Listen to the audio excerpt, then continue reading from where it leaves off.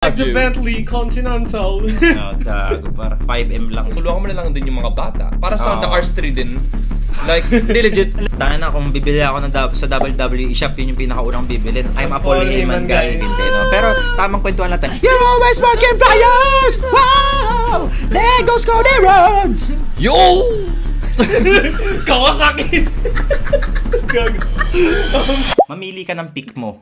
Anong gusto mong pick mo sa karir mo? 20s mo o medyo later pa, mga 40s, 50s mo. Sige, simulan ko na. It would be hypocritical of me para sabihin na, syempre gusto ko pag mas matanda na ako sumikat kasi syempre, papunta na tayo dun nasa 30 na ako, soon to be. Ikaw medyo matagal pa naman. Medyo matagal pa naman. Okay to, medyo kaya pa. Pero, papasok sa utak ko kasi is, mas may wisdom ka na eh. The more you go down kasi dun sa rabbit hole ng pinapursue mo, the more na nakikita mo lahat ng mga ups as well as downs. Kumbaga lalo mo talagang huhukayin lang talaga niyan gaano mo kagusto yun eh. Kasi kung mababaw lang din pala yung reason, di kahit paano at least kahit paano nakalayas ka na or tapos ka na. Kung kunwari, trip mo lang yung music dahil tamang trip lang. Kaya okay lang naman yun eh. Alam mo yun? Ako sa akin, pipiliin ko medyo medyo hindi siya linear. So, kung una pa lang ng career ko, may isang saktong sikat lang na kanta. Tapos bigla akong mag-decline, pero stagnant. Tapos mga around 20s, 30s, bigla akong magkakaroon ako ng isang kanta na parang Bohemian Rhapsody ng career ko. Okay. Tapos, kahit maging diretso na O 30s na sila nun eh. Totoo. Pa-30s na sila nun eh. Totoo. Kasi napapansin ko, 'di ba, syempre, ito yung parang medyo tamang Black Mirror conspiracy theory lang ako sa music industry na. Ito kasi napapansin ko, 'di ba, pop artist or mga artists in general, kung titingnan natin yung pop culture na kung ano yung parang binibigay nila sa atin na product ever since mga 70s, 80s na uso yung TV. Yung mga radio killed the video star, mga ganong type shit, no? Mga bata, mga 20s, 'di ba? Yun yung usual. Pero isn't it also parang a bit sketchy na mas maganda nga naman din kasi talaga kumuha ng empleyado na bata dahil mas onti pa yung alam nila dun sa loob ng kontrata. Mas madali silang pumirma, makakailang taon tayo sa kanila. Tapos pag medyo bumaba na sila by around that year, edi saktong-sakto, hanap na tayo ng bago nating refresh o reset. Hanap tayo ng bagong flavor of the month. Kumbaga, hindi ba parang gano'n na rin naman talaga? Hindi, yun nga, from Britney to, to Billie Eilish to sino yung sunod, parang maghahanap lang ng generation. And I feel like kasi, with the rise of... This normal naman yun eh. Normal naman talaga siya. Pero I feel like kasi with the rise of social media and majority ng mga artist, may sinabi yung isang pop artist, pangalan niya Doechii, na wala na daw talagang such thing as mega artist sa panahon ngayon. And I feel like totoo yun. Wala na talagang, never na magkakaroon ulit ng parang another Whitney Houston, or alam mo yung parang nag-iisang star sa taas. Wala na eh, kasi wala nang such thing as synchronized na cultural programming. Iba-iba na yung mga trip natin eh. Masyadong malawak na yung FYP. Alam mo yun? Like and I feel like doon na pasok yung much realistic na idea doon sa independent ng mga artist na kailangan mo lang ngayon ng talagang at least parang mga 100 to 500 solid na fan base. Alam mo yun? May cult following. Kailangan mo talaga magkaroon ng cult following eh. And doon ka magsimula. Alam mo yun? So, kung sino may trip dyan, follow niya lang. Okay. So, ikaw ba? Ano sasagot mo? Dolphy o, Morgan Freeman o Justin Bieber? Man, like, depende kung gaano ka katalino Like, ang hirap eh. Kasi pag kung sabihin natin dalawa sagot ko dyan, pwede pa 30s eh. Nagpo-progress ka pa ng plano mo eh. Pero kung walang 30s, walang 40s, walang 50s, sige, bata. Mas gusto mo talaga bata magsimula. Parang gito lang naman eh. Imagine mo rin eh, kung hindi lang sa music, kundi rin sa entertainment, more like sports. Kasi doon yung gigil mo, doon yung lakas mo. Okay lang na mag-resign ka na or may papalit sa'yo kasi at least meron ka ng worth. Then tulungan mo na lang din yung mga bata. Para sa The Cars 3 din. Like, hindi legit. Hindi ako nga, guys. Yung The full Cars circle 3, moment eh. No? Matanda na si Lightning McQueen dun. Pero ang gusto niya mag-redemption, kailangan sumunod siya sa trainer. Pero ang trainer, nagkaroon ng baliktad eh. Ang trainer naman ang naging competitor na kay Lightning McQueen. Which is, kwento ko lang sa inyo ng konti. Si Lightning McQueen mabagal na siya. The rest ng mga kotse mabilis na, di ba? Okay. May hybrid na. Hybrid na, legit. May mga nagbumukhang NASCAR na, may JDM shit or something. Then, anyway, napagod na si Lightning McQueen, alam, di niya na kaya. Pero, nung ito, real word to yung pangyayari to. Yung boss ng sponsor na yun, sabi niya sa trainer niya, trainer ka lang, di ba? Wag ka sumali. Ayun, nung nagbago ni isip, ang ginawa ni Lightning McQueen, parang binawi niya na, ikaw na pumalit dito. Gagawin na lang atang coach. Which is nangyari.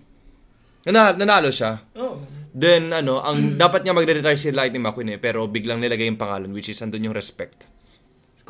Sasali pa rin si Lightning McQueen. Ewan na natin si The Cars 4. Kaya magandang takbo yun na... So kumbaga wala pang napapalano ng race nun, yung Cars 3. Yung Cars 3. Kumbaga sumali pa lang siya. So talagang prequel siya to something. Okay. Pero di siya nanalo si Lightning McQueen, naging coach. In-extend nila yung franchise no? Tangina, pera lang. Tangina, pre. Angas yun. Ano nga ulit yan? Isa sa mga na-LSS ako ngayon na kanta, yung basta something about pogi. Basta sa akin yung dating. Panis yung mga pogi. Panis. Kahit nakachideng. Baw. Ano yun? Hindi ko basta tol, maangas yun. In with the times na tayo, pre. Ano nang, time check. Beniocho. Ano yun? Beniocho. Okay. Next topic tayo. Life update tapos, bam. Life updates pa? Meme of the week. Okay. Labasan tayo dyan. Anong mga meme of the week nyo ngayon? Anong mga nakapagpakuha ng loob natin ngayong linggo na to, no? Ayan pala yung cellphone ko, so hindi ko makikita yung akin. Halo eh. Ito lang naman eh. Okay, sige.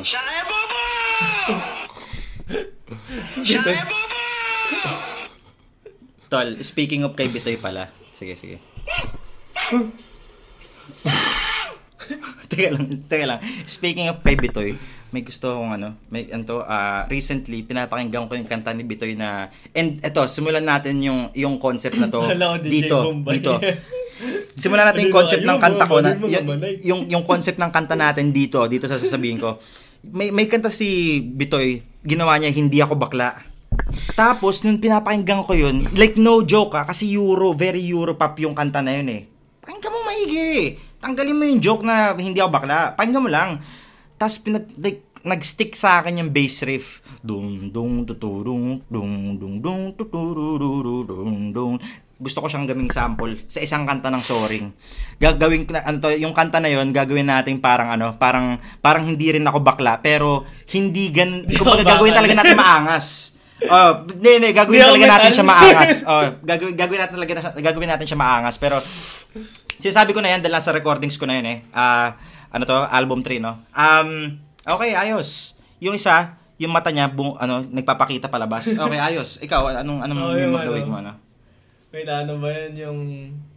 Yung scene kay Corina, sabi nila, you talk to your sister with British accent. Yes. Tapos, sabi basta yun, sabi niya, I still, talk to my children sa British accent. Tapos sabi ni Corina, sample. Tapos parang sabi yata na nakaya. Tapos bigla, actually, I still talk to my sister in a British accent. Tapos like, putang ina. Saan? Paita ka? Meron ka nun? What's in it? Paita ka para may real-time reaction tayo dito.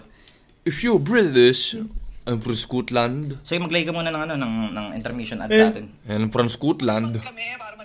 Okay, sige. Sample na naman kami para marinig namin. Actually, I still talk to my sister with using our British accent. So we converse in English. Sample na naman kami. Magandang pagganto. Sino yan? Si Sarah Diskaya. Kasi parang sinabi niya na... Si Diskaya, nagsabi Kaya, niya. tapos putang Actually, gagawin niya rin naman pala.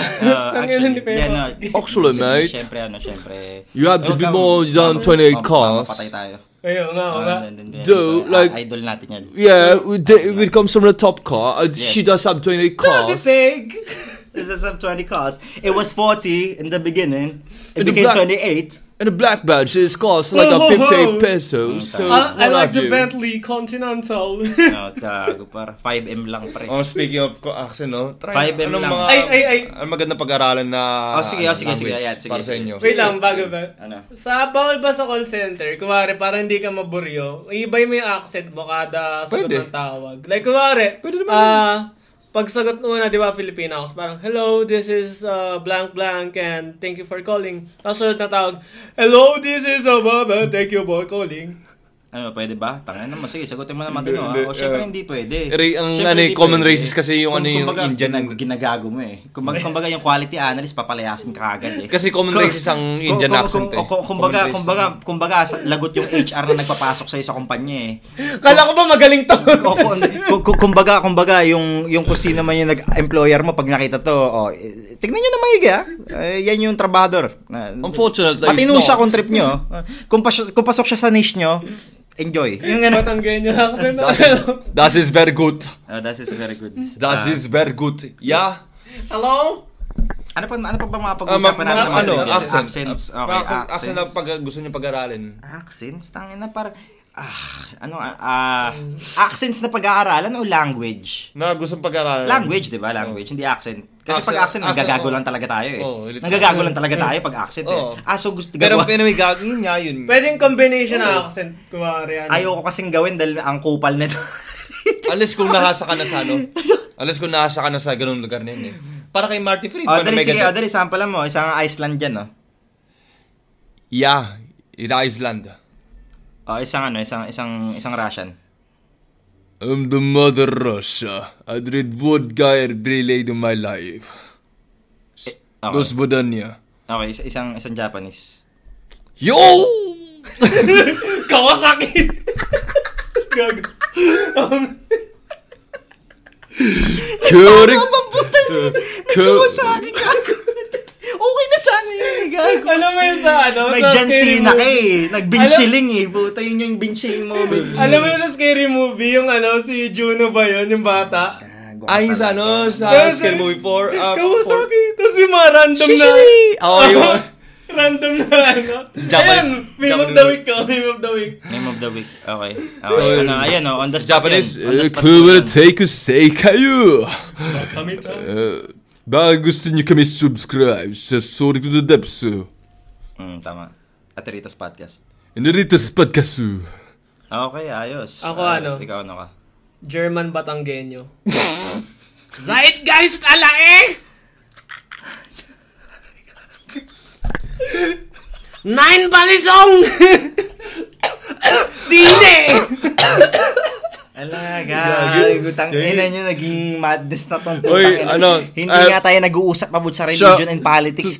Shout out to my uncle. Don't take this the wrong way. Uy, German. Tito ko. Dito ka Batanggenyo. Oh. But I collide. That will make happen. Yeah, that is very good. Yeah. We would like to inform the viewers that the character and the personality of each of the talent in this franchise does not equate to the totality of all parties involved. Thank you very much. Oh, qué bueno. Oh, qué bueno. 100%. Eh. Qué bueno. Dali, next topic. Ikaw, Ano next topic natin? ko, anong Japanese ka naman? Japanese ang... Hindi kasi ako specific to ano eh. Hindi ako mahilig sa although mahilig ako manood ng mga Nigerian memes. Pero hindi kasi talaga ako into accents. Why are you running? Nakakatuwa kasi tignan yung yung pananaw nila very For my next simple question. lang. Moso. For my next question, why are you gay? Why are you gay? What? Pero pag Jamaica, yamon. Bomba club bibi. Bombaklat! Baklat. Sige. Speaking of, sige. Ano ang inyong panpak sa Congo? Bonjigan na Congo. Circle tayo para sa anong panpak mo. Dali, anong panpak mo sa Congo ah? Ano ba yung grill? Ha? Hindi, buti nga hindi mo alam eh kasi kung alam mo puta dapat Republic of Congo. Sa Republic of Congo. Kala ko yung grill. Hindi basta alam ko ano eh nasa Guinness World. Oo. Oh, hindi, okay na May yan. kinalaman Tama kay, na, huwag na dagdag, oh. yung kanina, yung topic natin. Ah. Papayag ka ba kumain ng... Boss mo dyan, puking na. Oh, sige na. Papayag ka ba kumain ng titi ng baka, pero galing sa Congo yung baka?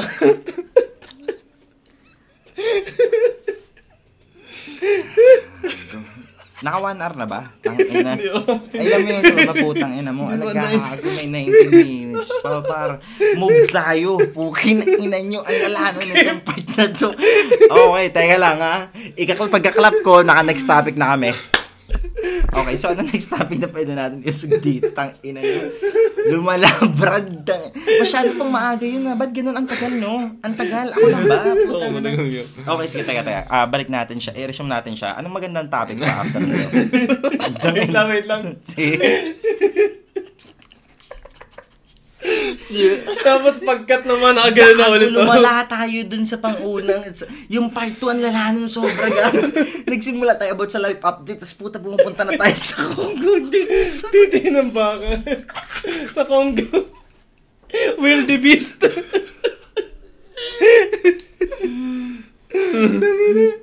Subscribe ka sa Patreon kung gusto niya pakinggan yung uncensored. Full episode, Creo- diba? Full episode. Tago Creo natin uncut. to. Tago natin to. Lahat na naka-archive. Diba?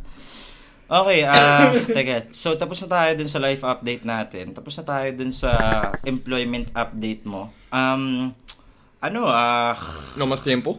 Ha? No más? No habla español? Ano yan? No habla español? No. Ito na ba yung simula? Okay. Yeah. Okay. He didn't understand Spanish. Oo. Okay, so ito yung resume natin, no? Okay, so tapos na kami sa tawanan namin. Next topic natin, okay, ano ang mga kinahiligan nyo nung bata kayo ng mga laro? Okay, tara, tamang nostalgia muna tayo. Ay, walang bastos. Sabi ni bumulong ba naman, titi? Like, diniretso ko na, sorry pero like, alam mo yung nasa utak ko, like, i-go through ko pa yung listahan ng mga laro Bidaman, Yu-Gi-Oh! Ay, maganda yung video. Pero yung titi talaga yun. Tangina mo ka.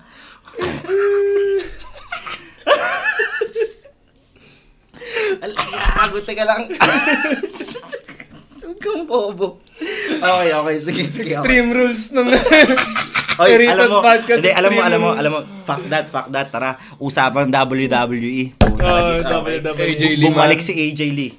Brock Lesnar. Hindi, teka lang, balik muna tayo kay AJ Lee. September 1st, okay? So, fresh na fresh, kahapon lang, bumalik si AJ Lee. Tangina, tol, not gonna lie, hindi ako nagpapaka-performative male na may matcha na hawak na tote bag, pero puta nung nakita ko, medyo tamang kilabot lang. Like hindi to joke dahil pinanood ko talaga sila nung nakikipag-love triangle pa siya kay Daniel Bryan. John Cena. Oo. Big Ilang Stone. Si Big E. Like,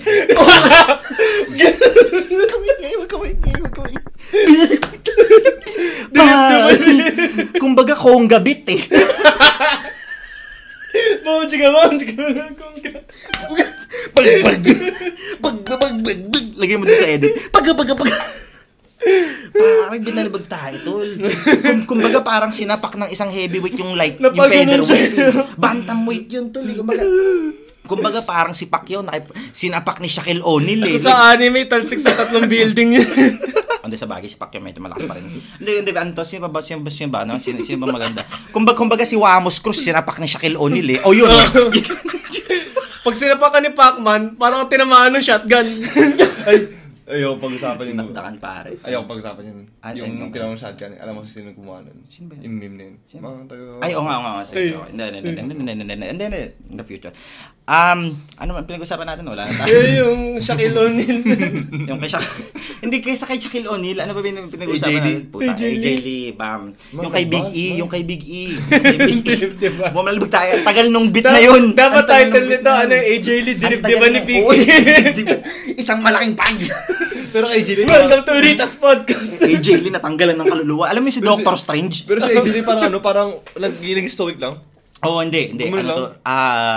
Gumano lang yun. Ang ganda nga nung combo ni Punk saka ni AJ Lee. Respect dun sa relationship nila dahil ang ano to parang tamang dalawang misfit lang din na at least alam nila kung ano yung trip nila although although yung pag-hire kay AJ Lee is more reason for me to believe na talagang yung panahon ni Vince McMahon era na medyo may shame pa talaga or may parang employee mishandlement, nawawala na dahan-dahan kasi imposibleng pumirma rin si AJ nang hindi niya man lang nakikita na healthy na yung inalisan niyang kumpanya. So in a way, kudos na rin yun kay Triple H. Although may mga nakikita akong mga issue yung mga ibang tao kay Triple H. Here comes again. Yung pag-overbook niya sa talent, like kaya parang nagkaka-injury sila Ripley, tumatagal. Hindi ko siya pinanood actually ng full detail, pero alam ko lang na, pero then again, pati nga si kay Cody, ang dami na rin nag-return eh. Ang dami na nag-return kay Cody.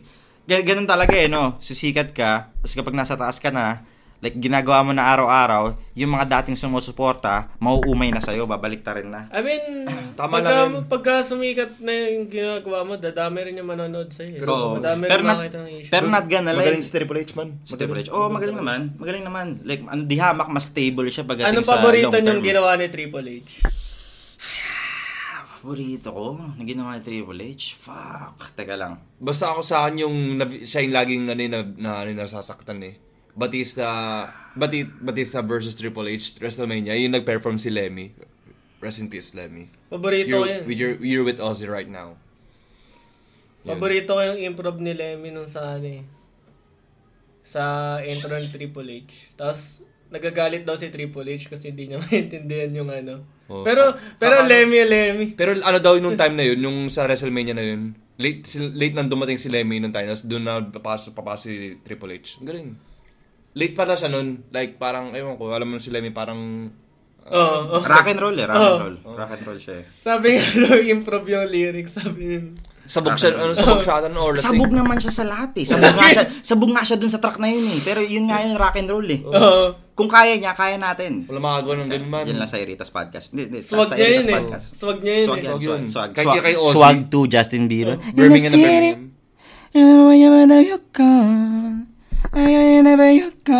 Ay, kay Justin Bieber. May trip kayo sa bago niyang dalawang album nila. Yan nga, si In The City. Si In The City. Like napipikon ako dun sa kanta na yun nung una, sobra. Pero tangina, pinakinggan ko na lang paulit-ulit eh. Ako yung Maganda siyang business mindset yung ganun eh. Like, tripan mo na lang din. Tripan mo na lang din. Like, parang hanapan mo na lang ng dahilan na pagkakatripan mo ang isang bagay. Kasi, I feel like kasi ganun din yung pop culture. Yung pop culture and yung art and yung kunwari, di ba? Lola mo or tito mo na sabihin na, ay, parang masyado kang rebelde, ka. Eh, kung iintindihin na lang nila, kesa parang kontrolin nyo yung norm, intindihin nyo lang na nag-iiba lang talaga yung trip at babalik lang din yung taste. Like, chill lang sana lahat tao eh. Alam mo yun? Lumalim tayo, hindi ko alam bakit. Ako yung may kasalanan. Ano nga pinag-uusapan natin sa WWE?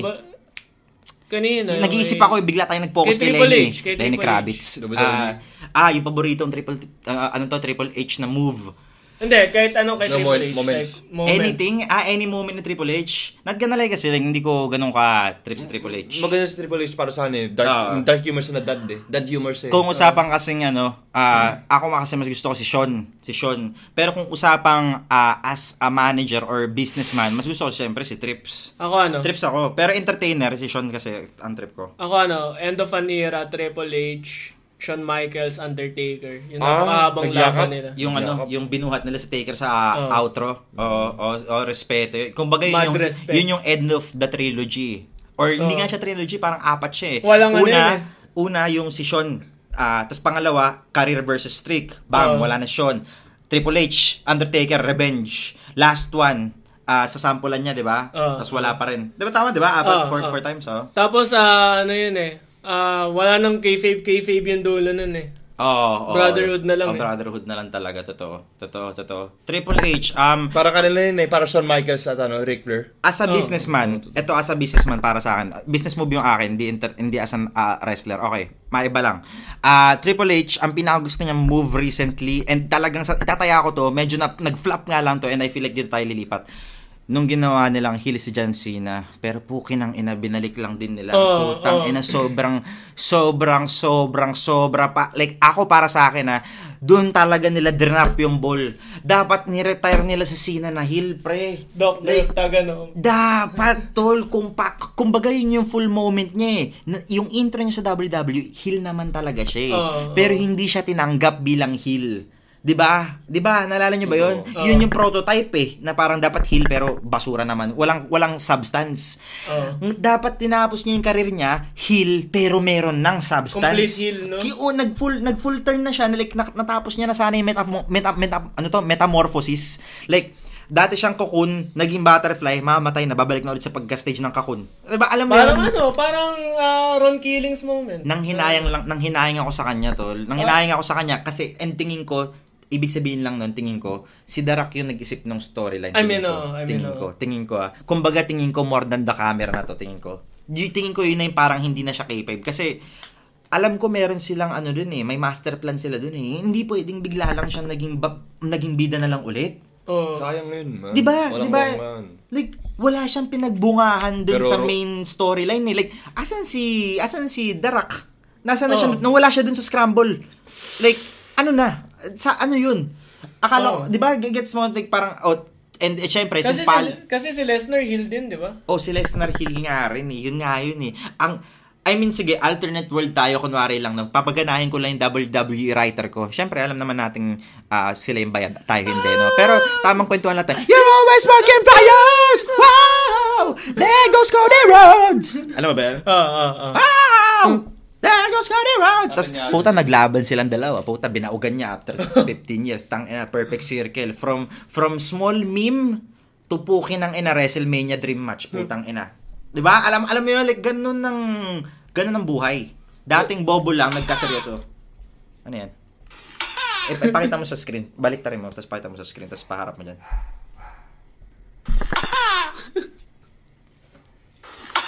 Okay. Anong pinag-usapan na natin? Yung writer. Writer tayo. Alternate universe, kung sakali lang wala lang sana talagang ego issues aside, or kung business lang is business. Ang ganda talaga sana kung ang last na nalaban is si Cody. Ba't binalik ulit si Cody at saka si Cena?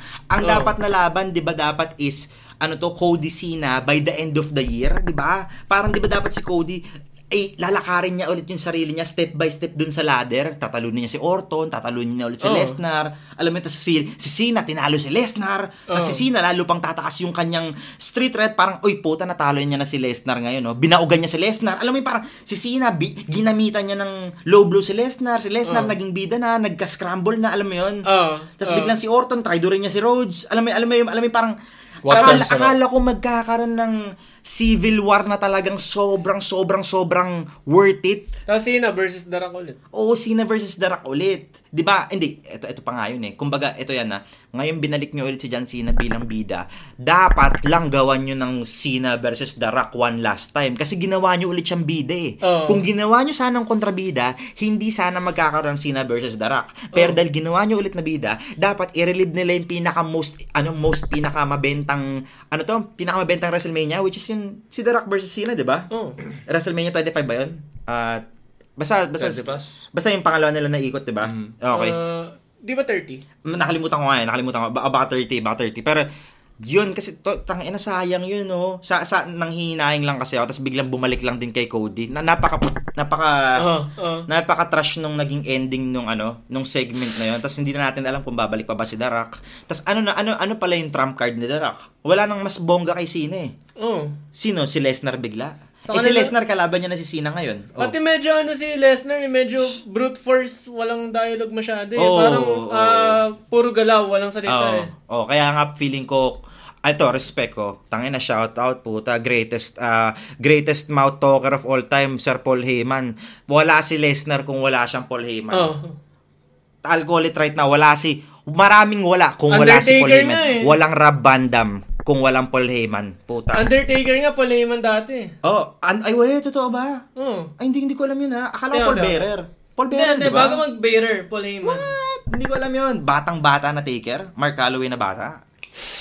Ayun. Ito. Sige. Ito. Oo nga, gagi. Mean Mark pa. Okay. Nung bata pa siya Okay. talaga. Nung bata pa talaga siya. Yung talagang... Yan yung parang mga nasa indies pa text, siguro. text na text. Siya siguro yung nag-scout. Shoutout kay Sir Paul Heyman. Tangina, nag-aanap ako. Greatest manager, no? Tangina, kung bibili ako sa WWE shop, yun yung pinakaunang bibilin. I'm a Paul Heyman guy. Yun talaga yung pinakaunang bibilin, tol. Puta ragis. Kaya sa Triple H, gano'n ako, no? Ha? Triple H guy. I'm a Paul Levesque guy. May mga ganun na rin na rendition eh. Ano ba pinag-usapan natin doon? Yung lineup. Yung lineup ng? Yung lineup na... Yung sanang outro. Wala na tuloy. Ano na magiging dream match natin? Cena versus David. Ano na? Ito, sige. Dream match ng mga lolo. John Cena and The Undertaker dahil chinokeslam niya si The Rock na nakapagpanalo kay Cody versus The Rock and sino? The Rock and... last time, no? Sino ba? Wala na si Roman. Sino na ba? Ako may gusto ako na developing story si Sino? si Uncle Woody ba yun? Uncle Howdy. Uncle Howdy. Quiet Six. Kasi puta, ang ganda nung sino yung yung parang pinapamukha ng kapatid ni Si Boliv yun eh. Sino?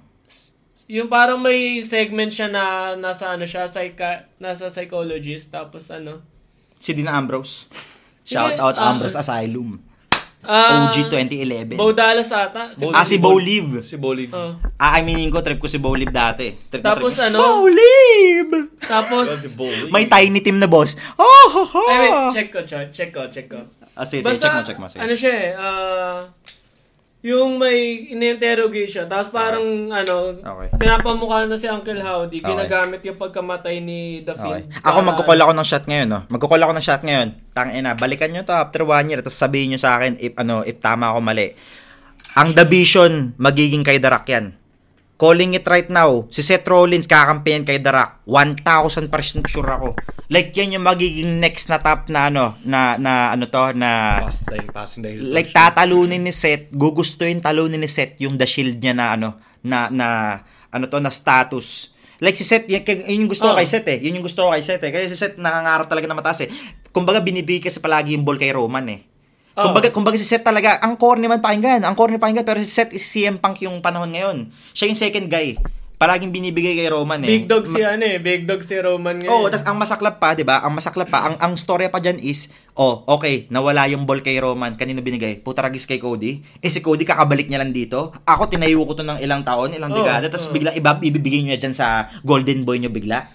'Di ba? Kumbaga ang daming possibility, pero ako tingin ko magiging ultra heel si Rollins. Hindi pa tapos si Rollins na ngayong Rollins, like lalo pa siyang sisikat pa si Rollins. Tataas pa stock nito tingin ko. Wag lang siya maging injure. Yun Pati lang yun. napakabagay kay Seth Rollins maging heel kasi 'di ba siya yung pumalo sobra. sa kay Roman sa The Shield. Ganda, ang ganda 'di ba? Ang biglang traitor. Imagine mo ang ganda nung WrestleMania match na 'yon. Si Roman pinalo niya rin si Seth kung paano pinalo ni Seth si Roman, 'di ba? The circle alliance, no? Hindi ko alam kung right now yung parang siguro tingin nyo parang lang to, no? Parang side lang siguro to, no? Side quest lang siguro tong intergender match nila ni AJ Lee, no, at saka ni Becky Lynch. Kasi parang wala siya gano tingin para sa akin lang o baka medyo ba ako dito? Misogynistic ba 'yun? Like para sa akin kasi parang wala siyang ambag dun sa storyline eh. I mean yung intergender, siguro pandagdag lang sa lore. Pero pretty much feeling ko kasi wala siyang ambag dun sa long-term storyline. Kayo ba tingin niyo? Sa akin, depende rin kasi sa sa managers ng WWE kasi minsan medyo talaga yung writing ng WWE parang yung babae pangalawa sa sa card. Although respeto kay Becky Lynch kasi siya yung nagpatalo kay CM Punk dun sa gold. So kumbaga para sa akin parang okay, baka Triple H idea pa yun na parang gawin nating babae. Yung kasi 'di ba kasi parang palagi lang ginagamit as parang sub-character ang babae kumpara kapag siya talaga yung kompleto ng storyline. So hopefully gumana to, no? Kasi parang hindi ko alam kung paano, kung feeling ko kasi usually nag-work lang yung intergender kapag may bumabalik na character o merong celebrity match. Naalala niyo ba yung Snooki na WrestleMania match? Sa Jersey Shore, ha? Yun yung pag-uusapan natin next episode dito sa Eritas Podcast. May sabihin ba kayo mga last minute sabi bago mag-outro? Dali. Cast. Sige, ano wala? Wala na. Yes. Wala na. Okay, wala na daw. Yo soy Gideon. Oo.